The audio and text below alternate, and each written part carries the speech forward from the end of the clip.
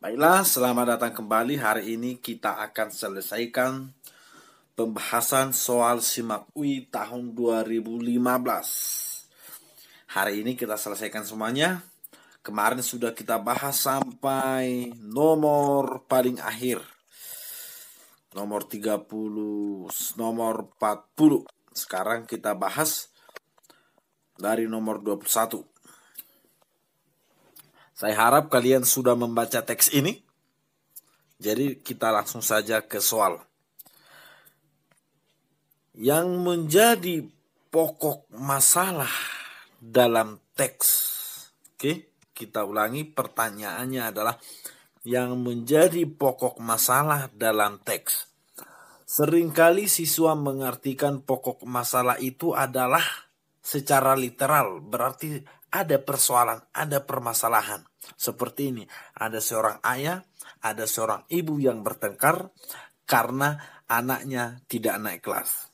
Tentu pangkal persoalannya di sana adalah karena anak tidak naik kelas, maka ayah dan ibu bertengkar.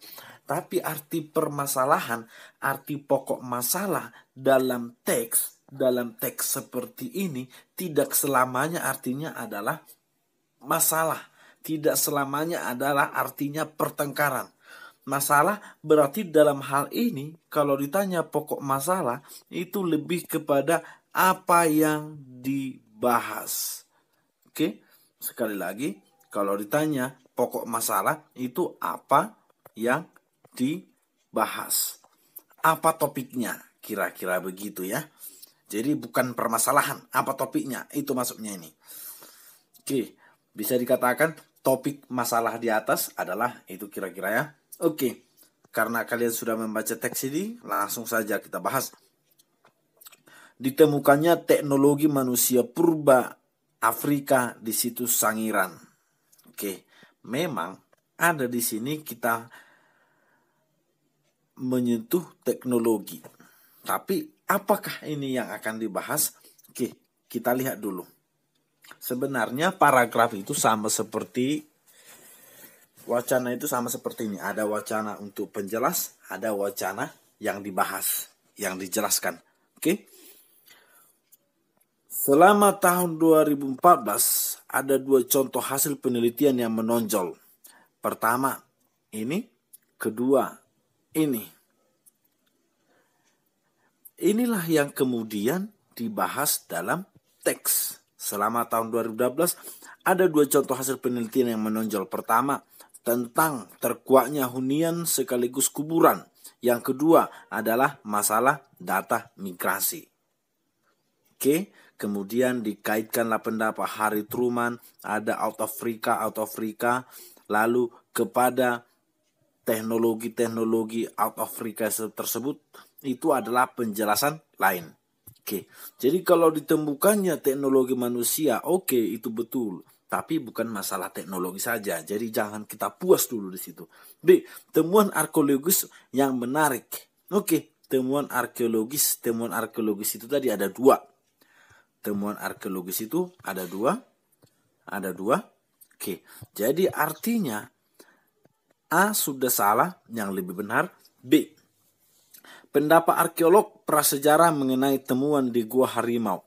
Adakah di sini pendapat arkeolog? Ada, ini pendapat arkeolog. Tapi kalau kita bahas seperti ini menjadi pokok masalahnya, itu salah. Karena yang pertama dulu di sini adalah ada 2 contoh lalu ditanggapi. Kecuali misalnya cara berpikir paragraf ini dibuat seperti ini. Harry Truman memberi tanggapan terhadap contoh penelitian yang baru saja ditemukan pada tahun 2014. Menurut Truman, Berarti kalau seperti itu paragrafnya, kita membahas pendapat Stroman, bukan membahas tentang dua contoh ini. Tapi karena ini yang dibahas adalah dua contohnya dulu, baru kemudian ini menjelaskan, maka tentu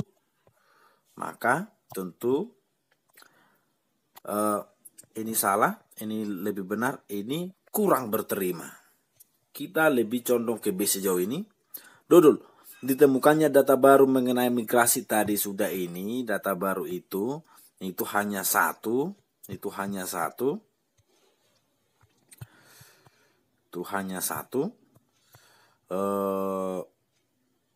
Hanya temuan kedua. Jadi tidak itu.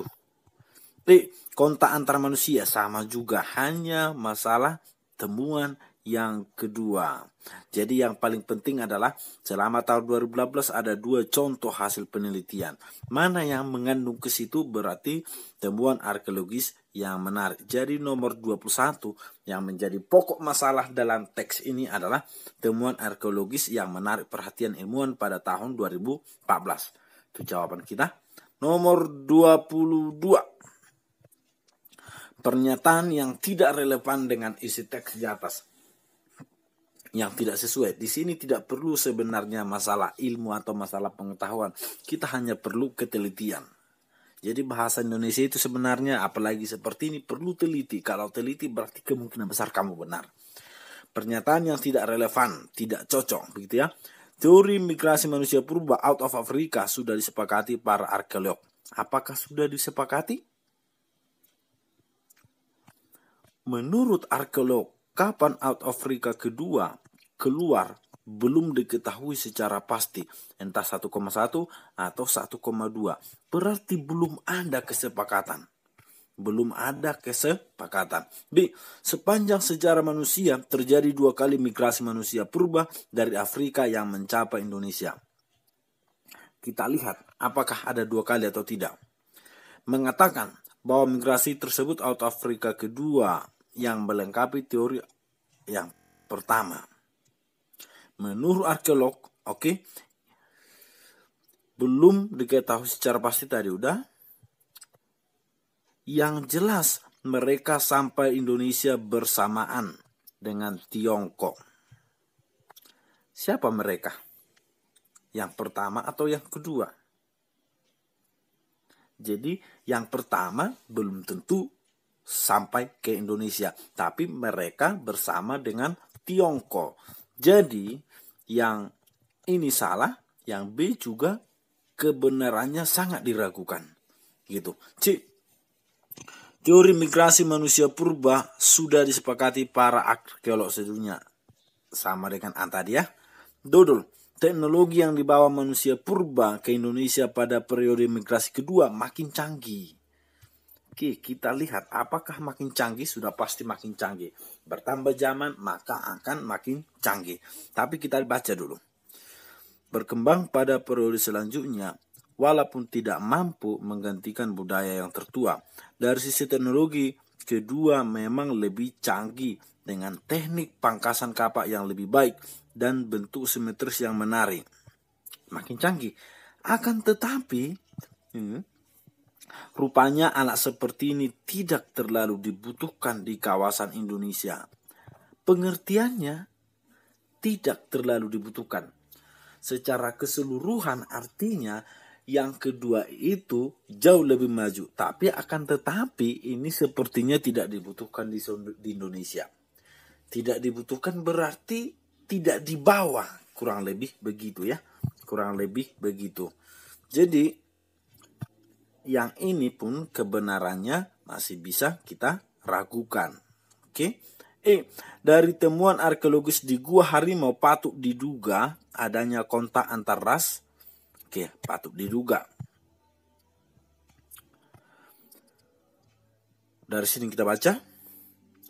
Yang menarik dari 78 rangka itu 4 individu merupakan Austromelanozoid dan ras Mongoloid sebanyak 74. Dengan demikian dapat diduga bahwa pernah ada masa ketika dua ras itu bertemu dan berinteraksi. Bertemu dan berinteraksi. Dari temuan arkeologis patut diduga kontak artinya bisa juga berinteraksi, bisa bertemu. Jadi kebenaran untuk E jauh lebih benar. Kebenarannya jauh lebih benar. Jadi jawaban kita nomor 22 adalah E.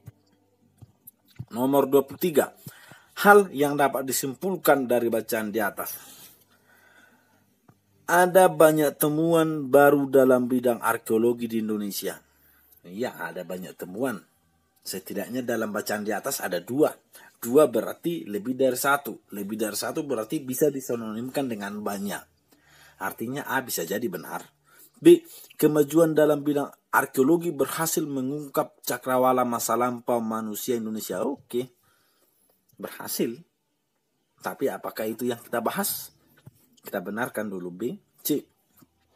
Kemampuan para arkeolog Indonesia makin tinggi sehingga banyak fakta baru masa lampau manusia Indonesia yang berhasil diungkap. Oke, kemampuannya barangkali makin tinggi sehingga ditemukan data-data baru itu.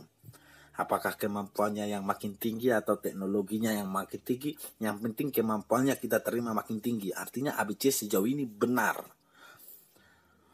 Dodol. 2 temuan penting Duga Harimau dan Situs Sangiran sedikit demi sedikit memverifikasi. Ini jauh lebih benar. Lagi pula kesimpulan diambil dari topik, dari pokok permasalahan. Pokok permasalahan tadi adalah 2 temuan. Berarti otomatis ini jadi salah. Dodol jauh lebih benar. Masih banyak yang harus diungkap dari kedua temuan. Yes, masih banyak sekali. Namanya manusia harus mengungkap banyak misteri.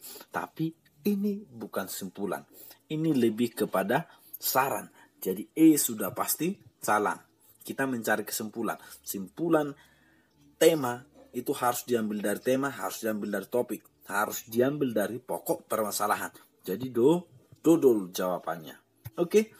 Nomor 24. Saya harap juga kalian sudah membaca teks ini. Kalimat yang memuat fakta mengenai ayam dalam teks di atas dapat ditemukan. Oke. Intinya kalimat yang memuat fakta. Sepertinya soal ini bukan meminta kalimat fakta, tapi lebih cenderung kepada kalimat yang memuat fakta. Ada perbedaannya jika harus dibedakan. Ada perbedaannya jika harus dibedakan. Misalnya begini. Kalimat fakta. Menurut Ridwan, Natal terjadi pada tanggal 25 Desember. Itu adalah sebuah fakta. Di dalam kalimat itu terdapat sebuah fakta. Menurut Ridwan, Natal terjadi pada setiap tanggal 25 Desember. Itu di dalam kalimat itu ada sebuah fakta, tetapi kalimat itu bukan bersifat fakta. Kalimat itu adalah kalimat opini karena ada pendapat di sana. Karena ada pendapat di sana. Oke, bedakan kalimat fakta bisa jadi fiktif, kalimat opini bisa jadi faktual. Ngerti ya? Kalimat fakta bisa jadi fiktif di dalamnya, tetapi kalimat opini bisa jadi faktual. Seperti yang tadi menurut Ridwan, Natal terjadi tanggal 25 Desember. Itu faktual, tetapi bersifat opini. Oke? Adakah kalimat fakta yang fiktif? Banyak. Bisa jadi kita bikin. Oke, bedakan kalimat fakta dengan fakta. Itu yang mau saya bilangkan. Misalkan saya bilang seperti ini. Indonesia merdeka pada tanggal 25 November. Kalimat itu adalah kalimat fakta meski fiktif. Paham ya? Oke. Kalimat 1, paragraf pertama. Langsung saja kita bahas. Daging ayam merupakan terpopuler saat ini. Ini bisa jadi fakta. Tetapi jangan dulu kita yakini ini sebagai fakta. Karena memang ada nilai subjektif di sana. Terpopuler. Tidak ada data bahwasannya itu terpopuler. Ridwan lebih ganteng dari Justin Bieber. Tidak ada data yang mendukung bahwasannya Ridwan lebih ganteng daripada Justin Bieber. Artinya kalimat ini meski memang ada fakta di sana tapi belum didukung oleh data-data. Jadi sepertinya belum itu yang menjadi jawaban. Oke. Kalimat 3 paragraf pertama. Kita bahas.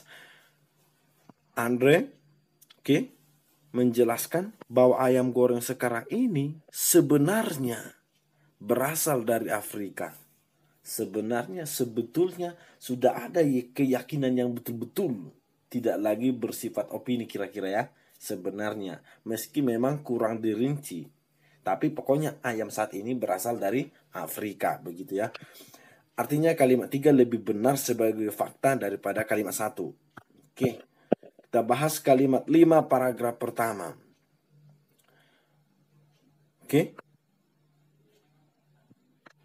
Ada 3 ini. Menjelaskan, ia mengklaim, dia juga mengisahkan. Artinya di dalam buku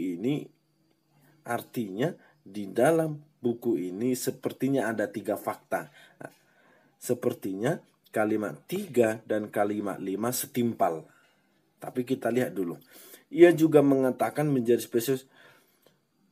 Ia juga mengisahkan sejarah domestikasi ayam di hutan sampai sekitar ini, lalu menjadi ayam yang mampu melayani. Ini juga bersifat fakta. Artinya kalimat 3, kalimat 5, kita simpan dulu sebagai jawaban. 3 dan kalimat 5. Kalimat 7 paragraf kedua. Namun para ilmuwan juga yakin.